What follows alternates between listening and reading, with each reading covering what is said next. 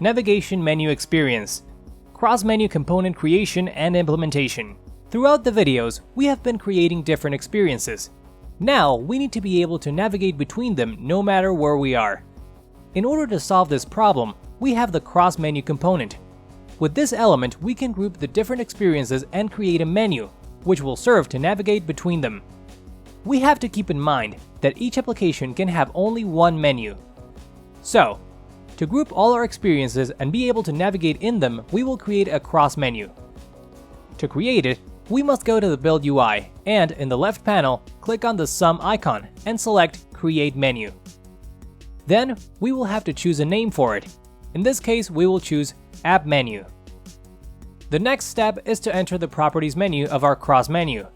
For this, we click on Properties in the right panel of the Build UI. Then, click on Menu, and all the properties of our cross menu will be displayed that we can modify. In this case, we will modify the top name of this menu, that is the property header, and enter Treasure Hunt. We must bear in mind that this property is mandatory for the creation of a menu. Then, we enter a subtitle to our menu in the property header line and enter Find the Treasures. We already have our menu created correctly. Now, we have to add the layouts that can be navigated with our menu. To add a layout in a cross menu, we have to display the layout selector in the layout property.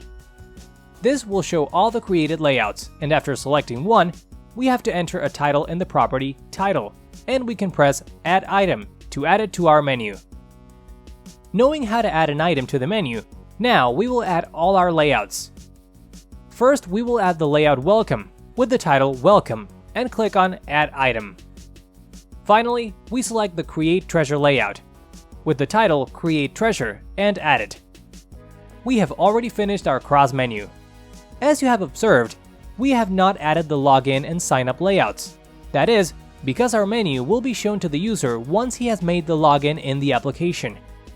Now we need to push our menu when the user performed the login, so we will create a function that performs this action, to be able to invoke it from different places where we need it. We will go to the file models.ms and add a function that will not have a return. It will be called Navigate to Main Menu and will not need parameters. Void Navigate to Main Menu, open parenthesis, close parenthesis, open curly brackets, close curly brackets. In this function, we will have to carry out the logic to produce the visualization of the menu with all its layouts. For this, we will have to push the menu with the present statement of the UI broker service. This statement makes visible the reference menu and adds it to a new navigation stack. Unlike visualizing a layout, when viewing a menu, we have to insert all the data sources of the layouts that compose it. Instances of models that are passed as parameters must be in order of how they are declared in the cross menu. Knowing how to display a cross menu, we will first have to create an instance of type welcome and initialize its parameters. For this, we will go to the main.ms file and copy the first and second sentences that are inside the if structure of the onInit block. Then, we return to the file models.ms and add them to the navigate to main menu function. We only need the instance of create treasure to perform the present function, so we invoke the constructor by default in the same function present. broker.ui.present, open parenthesis, app menu, comma, welcome data source, comma, create treasure, open parenthesis, close parenthesis, close parenthesis. We have already finished our navigate to main menu function. Now we need to implement it in our application. First, we will go to the main.ms file and add the invocation to the function in the if structure of the onInit block. First, deleting the contained statements. Accounts.navigate to main menu, open parenthesis, close parenthesis. Finally, we will go to the login.ms file and delete the three statements to perform the welcome push. After deleting, we invoke the navigate to main menu function.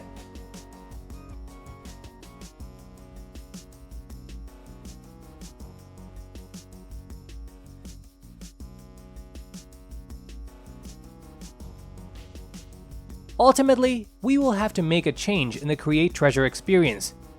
We will change the lifecycle on Create for on Resume. This is due to the fact that the onCreate lifecycle is executed when the present function of the menu is performed, and it will produce an error. We have already finished the modification of our application to add a menu, so we keep pressing on Save, and we can already test all our changes in the Matter viewer.